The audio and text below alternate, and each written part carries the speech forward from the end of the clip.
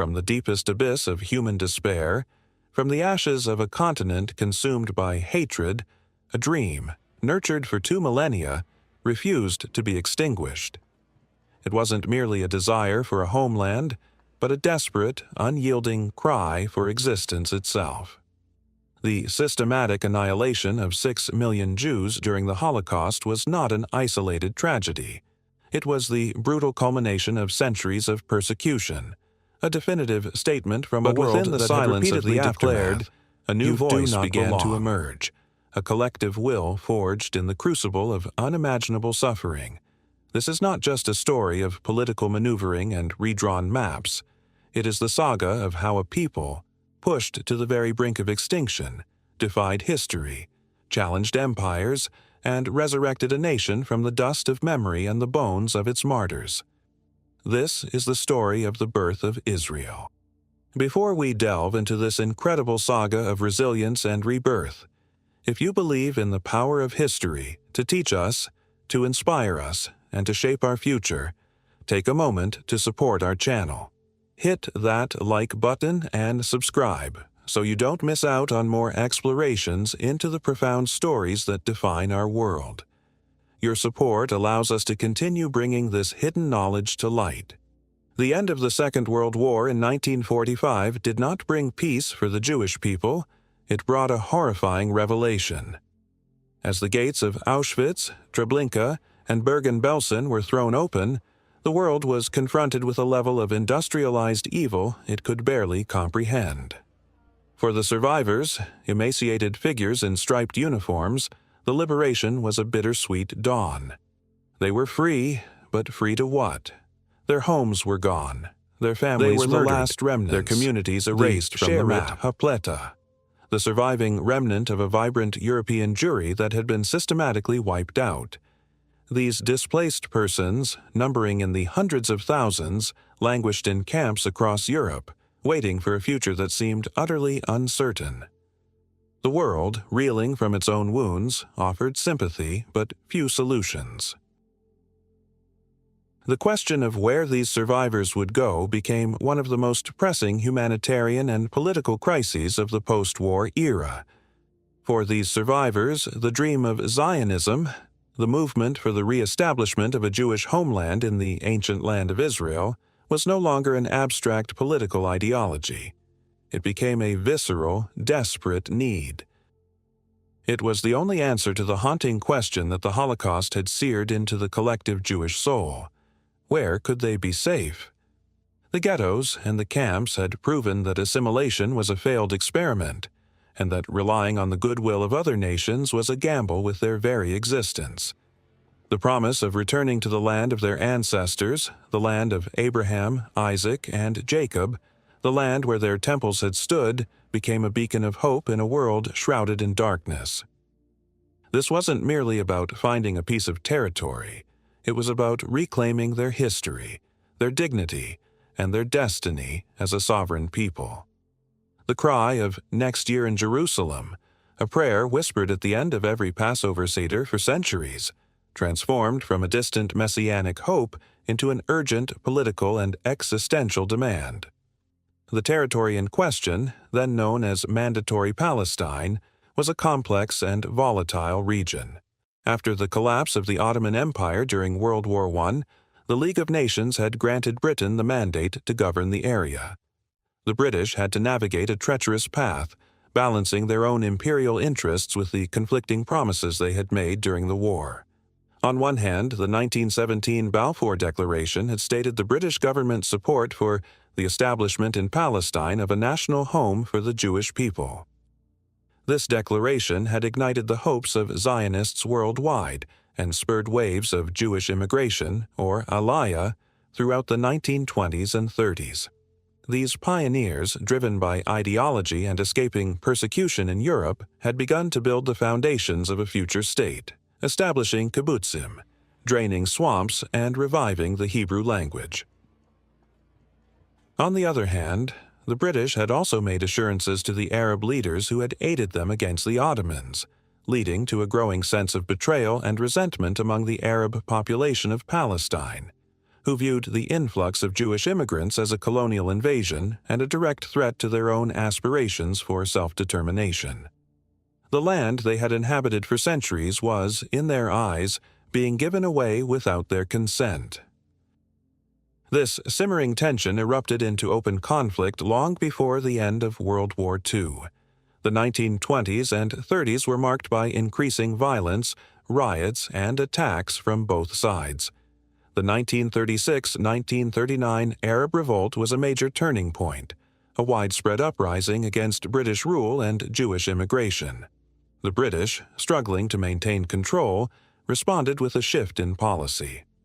The White Paper of 1939 was a devastating blow to the Zionist majority. Britain severely restricted Jewish immigration to Palestine to a mere 75,000 over 5 years, and in some areas it was forbidden altogether. This policy was enacted on the very eve of the Holocaust, effectively slamming the door on millions of Jews who were desperately trying to flee Nazi-occupied Europe. For the Jewish community in Palestine, the Yishuv, and for Zionists globally, the White Paper was seen as an act of ultimate betrayal, a death sentence for their European brethren. It solidified their conviction that they could not rely on any foreign power for their salvation, and that they would have to fight for their own statehood by any means necessary. In the immediate aftermath of the war, the plight of the Jewish displaced persons and the British immigration restrictions created an explosive situation.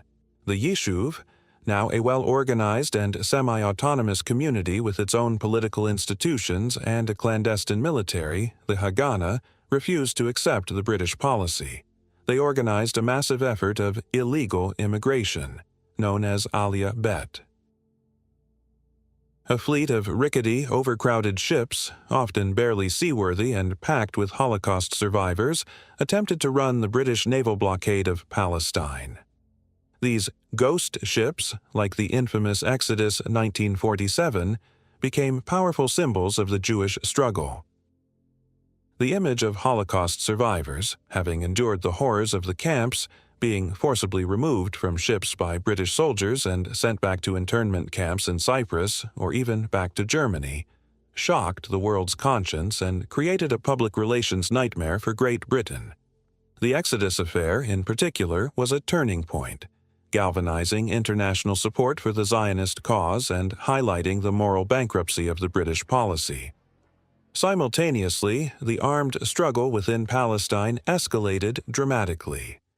While the Haganah, the mainstream underground army, focused primarily on illegal immigration and defending Jewish settlements, more radical groups emerged, impatient with the pace of diplomacy. The Irgun, led by future Prime Minister Menachem Begin, and the even more extreme Lehi, or Stern Gang, launched a direct and violent campaign against British rule. They targeted British military installations, infrastructure, and personnel. The most notorious of these acts was the 1946 bombing of the King David Hotel in Jerusalem, which housed the headquarters of the British Military Command and the British Mandate Administration. The attack, which resulted in the deaths of 91 people of various nationalities, including Arabs, Britons, and Jews, was condemned internationally and by many within the Yishuv itself, but it sent a clear and brutal message. The British presence in Palestine was no longer tenable. The cost of maintaining the mandate, both in terms of blood and treasure, was becoming too high for a post-war Britain already grappling with the decline of its empire.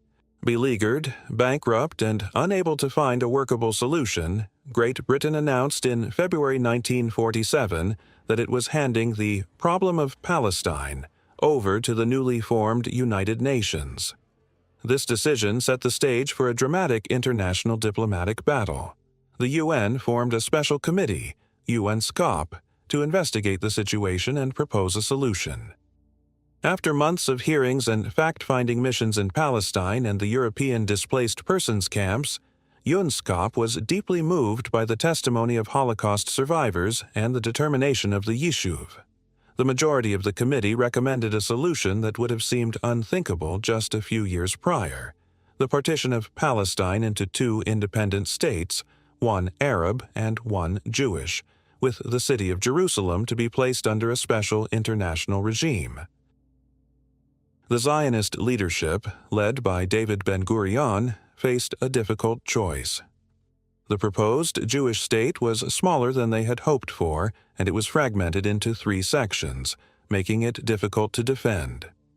Crucially, it excluded Jerusalem from its borders. However, they recognized it as a historic opportunity, a chance to achieve sovereignty and control their own destiny, providing an immediate haven for the hundreds of thousands of survivors still waiting in Europe. They accepted the plan. The Arab leadership, however, rejected it outright. From their perspective, the plan was a gross injustice. It allocated a majority of the land to the Jewish population, who at the time constituted only about a third of the total population and owned less than 10% of the land. They saw it as the validation of a colonial project on their ancestral homeland and vowed to resist it by force. The stage was set for a final, decisive vote at the UN General Assembly. Resolution 181, the Partition Plan, took place on November 29, 1947. It was a moment of incredible tension, broadcast live on radio around the world. Jews in Palestine and in displaced persons camps in Europe huddled around their receivers, their fate hanging in the balance. The vote required a 2/3 majority of the voting members. After intense lobbying efforts by both sides, the resolution passed. As the final tally was announced, 33 nations ecstatic celebration erupted in the streets of Tel Aviv and other Jewish communities. People danced, sang, and wept with joy. After 2,000 years of exile and persecution, the international community had formally recognized their right to an independent state in their ancient homeland. But this jubilation was short-lived. For the Arabs of Palestine and the surrounding Arab nations, the vote was a declaration of war. The day after the vote, the violence began. The period between the UN partition vote and the British withdrawal in May 1948 descended into a brutal and chaotic civil war. The British, in their final months, did little to maintain order, often standing by as the two communities tore each other apart. Arab militias, supported by volunteers from neighboring countries, launched attacks on Jewish transportation, besieged isolated settlements, and laid siege to the Jewish population of Jerusalem, cutting off its vital supply route from Tel Aviv. The Yishuv, utilizing the organizational structure of the Haganah, fought back fiercely. The conflict was characterized by ambushes, bombings, and massacres on both sides. It was a desperate struggle for control of the land, road by road, village by village. During this period, the Haganah transitioned from a defensive militia into a nascent national army, launching major offensives to secure the territory allocated to the Jewish state and to break the siege of Jerusalem. This period also witnessed a tragic and controversial chapter of the conflict, the beginning of the Palestinian refugee crisis. As the fighting intensified, and in some cases as a result of direct military operations and psychological warfare by Jewish forces, a large-scale exodus of the Palestinian Arab population began. Events like the massacre at the village of Deir Yassin in April 1948, carried out by Irgun and Lehi fighters, spread fear and panic, accelerating the flight. The exact causes and responsibilities for this exodus remain a subject of intense historical and political debate, but the result was the displacement of hundreds of thousands of Palestinians who fled to neighboring Arab countries, creating a refugee problem that persists to this day. For the Zionist leadership, securing a Jewish majority within the borders of the new state was a strategic imperative, and the departure of the Arab population, whether intentional or an unintended consequence of war, facilitated this goal. As the date of the British departure approached, the preparations for statehood went into high gear. A provisional government was formed, and the institutions of a modern state were put into place. On May 14, 1948, just hours before the British mandate was set to officially expire, David Ben-Gurion stood before the Jewish People's Council in the Tel Aviv Museum, and read the declaration of the establishment of the State of Israel. It was a moment thick with history and emotion. Accordingly, we, members of the People's Council, representatives of the Jewish community of Eretz Israel and of the Zionist movement, he declared, are here assembled on the day of the termination of the British mandate over Eretz Israel, and, by virtue of our natural and historic right and on the strength of the resolution of the United Nations General Assembly, hereby declare the establishment of a Jewish state in Eretz Israel, to be known as the State of Israel. The ancient dream had become a reality. The state was named Israel, and its first act was to abolish the British restrictions on Jewish immigration, opening its gates to every Jew in the world who wished to come home. The ink on the declaration was barely dry when the new state faced its first existential test. The very next day, the armies of 5 neighboring Arab states, Egypt, Jordan, Syria, Lebanon, and Iraq, invaded Israel, vowing to destroy the nascent state and drive the Jews into the sea. Thus began Israel's War of Independence. On paper, the odds were overwhelmingly against the Israelis. They were a small, brand-new nation, facing the combined might of several established armies.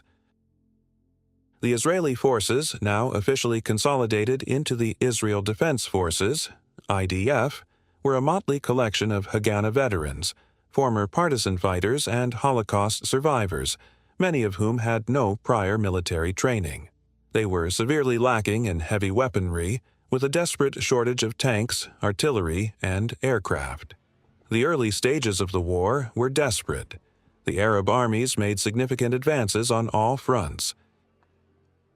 Egyptian forces pushed up the coast towards Tel Aviv, the Syrian army invaded from the north, and Jordan's powerful Arab Legion, led by British officers, laid siege to the Jewish quarter of the old city of Jerusalem, which eventually fell. The situation seemed dire. Yet, the Israelis possessed several crucial advantages. They were fighting for their very survival, on their own land, with a unity of purpose and a level of motivation that their adversaries lacked. Their command structure, forged during the years of underground struggle, was more cohesive and adaptable, and they began to receive crucial supplies from abroad, most notably a secret arms shipment from Czechoslovakia, arranged in violation of a UN arms embargo, which provided them with desperately needed rifles, machine guns, and even fighter planes. Over the course of the next year, the tide of the war began to turn. The IDF, despite its initial disadvantages, proved to be a resourceful and effective fighting force. They managed to halt the Arab advances and then launched a series of successful counteroffensives. They broke the siege of Jerusalem, captured territory in the Galilee and the Negev desert, and pushed back the invading armies.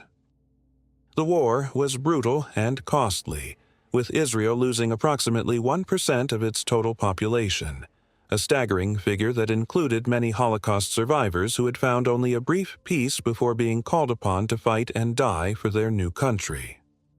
By early 1949, the Arab states, facing military defeat and internal divisions, agreed to a series of armistice agreements.